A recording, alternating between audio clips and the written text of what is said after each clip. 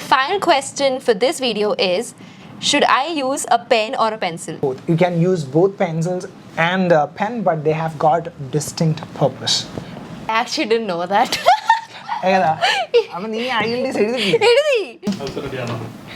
എനിക്കത് എണീച്ചപ്പോ നോക്കി പറഞ്ഞതില്ലേ സീരീസ് എനിക്ക് ഇദ്ദേഹത്തിനല്ലേ പണി. Hello everyone, this is Elsa from B-GHUD Academy. In today's video, we will discuss a few commonly asked questions of IELTS reading with Alan, who is one of our IELTS instructors. So Alan, let's dive right into the questions. So the first question is, what is the duration of the reading test? It's 60 minutes. During the exam, the candidates will be getting a total of 60 minutes to complete an entire passage. Whether it be academic passage or a GT passage, that's going to be the total time. And there is an important point I really need to add to it. See, everything should happen in this given period of time. That is within the 60 minutes. In IELTS, one of the other modules, which is listening, everybody would be getting an additional minute of 10 minutes where they are supposed to transfer the answers from the question paper to the answer sheet. Nobody should expect any such extra time or any additional minute to be given for reading. So you need to read the passage, understand the concepts or the contents, find the answers and write the answers on the answer sheet. Everything should happen in the given 60 minutes. Is there any difference between academic and general training reading test? Yes. There are two main differences between academic IELTS reading and general training reading. See, the basic task remains the same in both.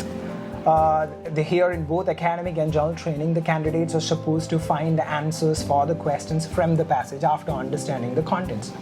However, when it comes to the structure, there is a difference. In academic passage, there will be 3 sections and one lengthy passage will be given in each section. On the other hand, in general training passage, it's going to be 3 sections, but the number of texts will be 5. So instead of providing a lengthy text in the first 2 sections, they are going to provide 2 short texts. And in the 3rd section, it's more or less the academic type itself. They are going to provide a lengthy passage there. So this is the first difference, which is in the structure, and this difference is limited to the first 2 sections of GT. One more difference is there, and that's regarding the kind of topics you should expect. In academic reading, usually topics that are kind of serious will be discussed, like topics you can expect to be found in materials like magazines, journals, newspapers can be found there. Whereas in GT, in the first 2 sections, again, this difference is as well limited to the first 2 sections. There you can expect topics that are kind of relatable to an ordinary person or an educator or a working person. So these are the 2 main differences, but like I said, the main task remains the same there. Will I be allowed to mark answers on the question paper? Yes, you will be allowed. There is no problem. There is no real problem in marking anything on the question paper. In fact, many people really like to do that. Many people can stay focused on the task they are carrying out just because they are underlining something on the question paper or on the passage. So it helps them to maintain the focus and the concentration, which is really important, by the way. And as per the IELTS guidelines, there is no issue. You can underline anything you want, you can make any sort of markings, even you can write anything you want on the question paper, and all those things can be there on the passage itself. Some people may develop an unnecessary temptation to clean it before handing over the materials back, but I would say that is totally unnecessary. Everything can be there on the passage itself. It's totally fine. What kind of passages can I expect? You can expect anything. As you may know, as every candidate might be knowing, in IELTS, anything can be discussed, because IELTS is not an exam which is limited to a particular category or a particular profession. It's meant for everyone. Anybody, irrespective of their profession, can actually attempt this exam in order to move to any English-speaking country they wish. So any sort of topics can be discussed in IELTS. When it comes to IELTS reading, in passages, you can expect anything around the globe. It can be connected to art, business, communication, even health or tourism. It can be anything. But like I said before, there is a difference between academic IELTS reading and general training reading. So in academic, like I said, it's going to be much more serious topics. So such kind of academic topics will be discussed. Whereas in GT, I'll give you some examples for the kind of passages you can expect. They may be talking about different courses. Like they may be talking about a college or a school. When they talk about a college, it could be the courses they offer there. It could be the fee structure, the facilities they offer, like the hostel or the accommodation facilities or the canteen availability, food availability. These kind of things can be discussed. Or they may be even discussing different tourist destinations. Different restaurants in different countries may be compared and contrasted. Their specifications may be discussed. So these topics, like I said, is like what? Kind of relatable. So like I said in the beginning, anything can be expected here.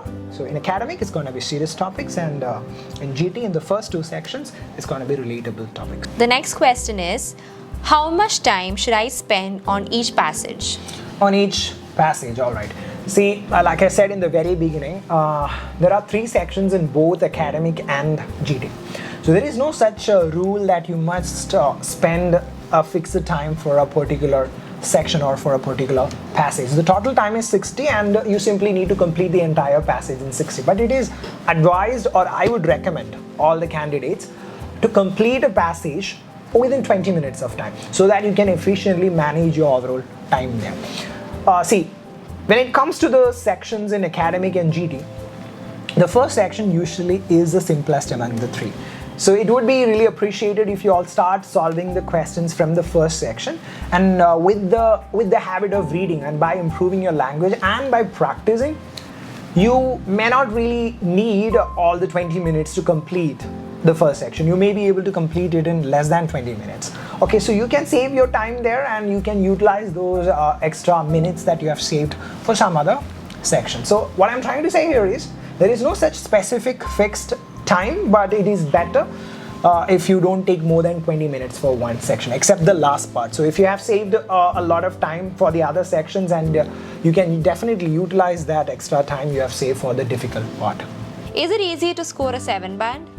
Yes, I would say it is easy to get a 7 band in IELTS reading, because it's not like getting a 9 band here, it's just 7 band you're asking. See, even getting a 9 band in reading is not a big issue. Many people are capable and many people will be capable of getting a 9 band in IELTS reading. All what you need is the capacity to read and understand. So if you have that capacity, everything is going to be easy, and getting a 7 band in IELTS will never be an issue at all. So at this moment, I've got to give an advice to everyone. Improving your reading skills is important. Improving your comprehension skills is important, and for that, it is really important to develop the habit of reading. So if you don't have the habit of reading, please start it in the very near future itself, because it's going to benefit you in many ways. So in such a way, if you develop your language, if you develop your overall understanding capacity, like I said in the beginning, getting a 7 band will never be an issue at all. Are there any negative marks for a wrong answer? No, fortunately, there is no negative marking in IELTS reading. I said fortunately because it gives an opportunity for every candidate to make guesses. When we try to find answers for different questions in IELTS reading, at times we may not be able to find it in the very first attempt. So we can leave it at that time, and in the end, if we have got enough time, we can come back to that question to find the answer again. But if you are totally unable to find the answer, definitely we can guess, because we are never going to lose any additional mark here, as there is no negative marking. So that's another thing which I want to tell to everyone. Try to guess. See, before you hand over the materials, you should make sure that every question has been answered. Never ever leave any question unanswered, because the guessings, if they turn out to be right, if you turn out to be lucky, can be right, and you will get scores for that. And nobody really cares how exactly you got it, whether you have guessed it or whether you have found it. You will anyway get a score. So that is an advantage, I would say, not having negative marking in IELTS reading. And the final question for this video is, should I use a pen or a pencil? This was actually a question that you should have asked in the very beginning, I would say. Alright, see, in an IELTS exam, you actually need to use both pen and pencil. So in the case of IELTS reading as well, both must be used. And it should be done as per the instructions of the examiner. So when you get the answer sheet, and before that they will be giving you a series of instructions, and they will clearly tell you on the top portion of your answer sheet you're supposed to fill in your details like your name, candidate name, your sender number, test date. All those details should be filled in there, and that must be done with a pen. So it is necessary to carry a pen with you. But when it comes to the cases of the answers, it is a pencil that you must use, and that's a rule. You must use a pencil for that. Pens should not be used for writing the answers. So answer for this question would be both. You can use both pencils and a pen, but they have got distinct purpose. For today's video, thank you so much for watching. Stay tuned for part 2 with some more questions. Please do like, share and subscribe to our channel for more content.